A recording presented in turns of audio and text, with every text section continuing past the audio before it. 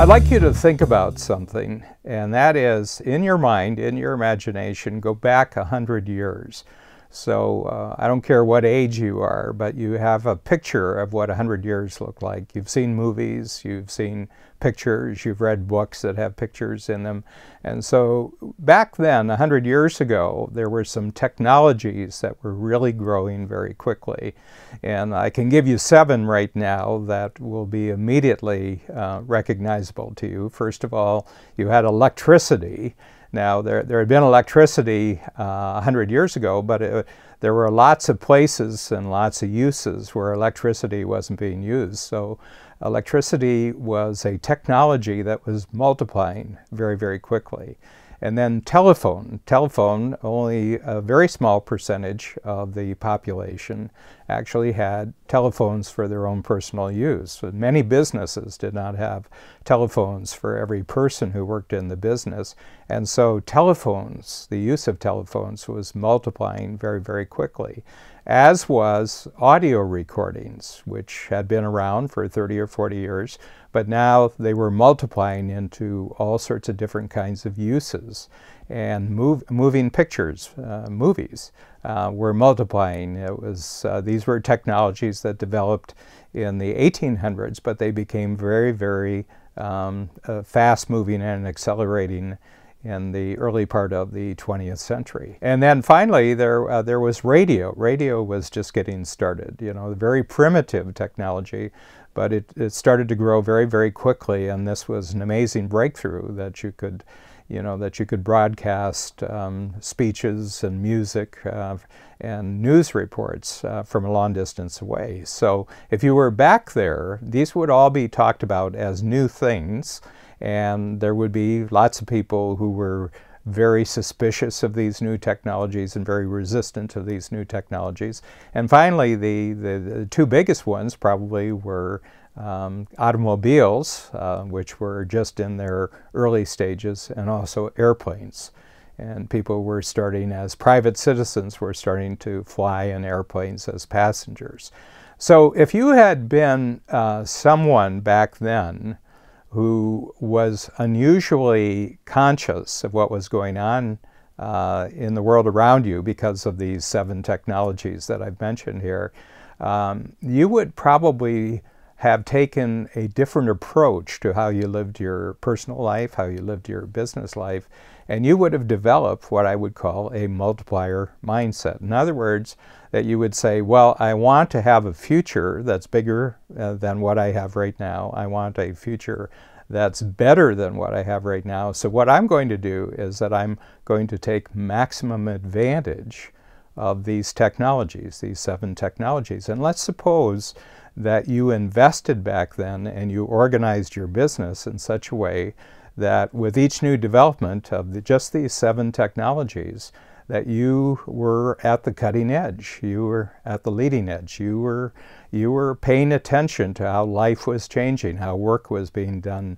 differently, how people were relating to each other differently back then because of these technologies. And you invested your money very wisely, but not only that, you trained yourself to be very, very much on the outlook of the newest thing. So instead of resisting change, instead of resisting the transformations that were taking place around you in your personal life, in your business life, you were actually taking advantage of all these technologies. And then supposing you had a company back then, and your company was organized and it was focused in such a way that it could take advantage of these technologies, both in running its business, but also in terms of who you had as your clients and customers, and also in terms of the investments, personal investments and business investments.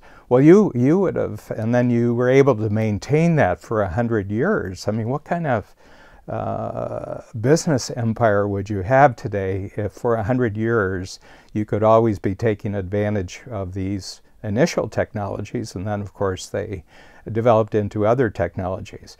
Well, that you would have had a multiplier mindset. Now, I'm going to tell you just very briefly how you had to be as a person back then, and I'm going to tell you what you had to be looking for. because the multiplier mindset consists of, first of all, an attitude, and then it consists of a way of something that you're focusing on. So as far as the attitude goes, what you would have had to do 100 years ago to take advantage of all the technologies back then was you had to be alert, so you had to be noticing the new things that were new, better, and different. You had to be curious, so you would have to have an attitude that I'm going to see how these things are being used and how people are benefiting from them. And then you would also have had to be responsive. In other words, you would have had to take actions and make decisions and make investments and take risks. And finally, you had to be very resourceful. So you would have to take advantage of everything you already had as an individual and also as a business and maximize the value to get multiplied by these new technologies. And what you would be looking to do, so those were the attitudes, alert, curious, responsive, and resourceful. But then what you would have to have done is that you would have had to look for 4 qualities. You would have had to look at faster, so you would be interested in everything where you could get results much more quickly. You would have to look for easier, where you could get results with far less effort. You would look for cheaper, so that you could get results at far less cost. And finally, you would have to have been looking for bigger results. So, you know, a little bit of effort, a little bit of money, a little bit of time, and you get a huge result. Okay, and so that would have been a multiplier mindset 100 years ago. And just imagine if you could have maintained that attitude of alert, curious, responsive, and resourceful, and you could have maintained a constant paying attention to faster, easier, cheaper, and bigger over a 100-year period. How many times would you have multiplied as an individual and also as a business? Okay, so I want you to remember this model, you know, that of the multiplier mindset, because we can't go back 100 years. We can't turn history backwards. But that same multiplier mindset that would have been extraordinarily useful and valuable 100 years ago would be even more useful today. And the reason is because the world we live in now has multipliers everywhere around us. And this world is actually much easier to understand living here in the present day than it was for people observing the changes 100 years ago, because we now know that the cause of all the multiplier growth in every area of life, in every industry, in every marketplace, is coming from one single technology, which is called the microchip. And what the microchip is a way of processing information in such a way that when it's applied to any kind of activity, any kind of device in our world today, things get faster, easier, cheaper, and bigger.